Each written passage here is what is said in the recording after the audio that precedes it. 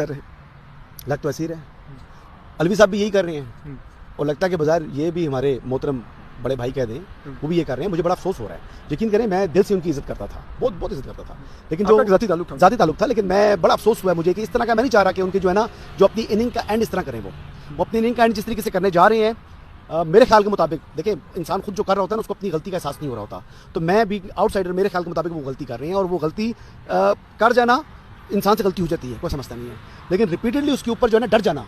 ये जो अमल है ये दुरुस्त नहीं है। जो वो कर रहे हैं और उस पर डट रहे हैं, मेरे ख्याल से ये मुनासिब नहीं है। ये उनका अभी आते हुए दो वकला से बात हो रही थी ना, क्या कह रहे थे दोनों, कह रहे थे इन्फ्रेक्शस एप्लीकेशन है, पता नहीं किसने लगा लिया उन्होंने, वो लगा लिया तो फिर अब लगा लिए।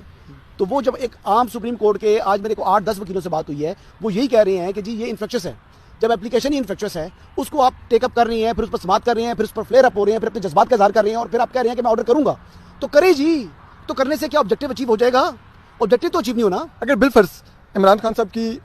रिहाई का ऑर्डर कर देते हैं, फैसला सस्पेंड करके कि ये ट्रायल ठीक तरीके से नहीं हुआ, इमरान खान साहब जेल से बाहर आ जाएंगे? सवाल ही पैदा नहीं होता। इनकी रिटायरमेंट तो दूर की बात है, मुझे तो 5-6 माह 8 माह वो बाहर आते नजर नहीं आ रहे, मैं बड़ा क्लियरली कैटेगोरिकली बोल रहा हूँ और ऑन कैमरा बोल रहा हूँ। वो क्या दीगर मुकदमात में जेल में रहेंगे? जो भी करेंगे, जहाँ पे जमानत खारिज, जो भी करेंगे, इमरान खान के लिए भी मुश्किलात पैदा होने जा रही हैं। फिर अगर ये है तो फिर वो है, अगर आपने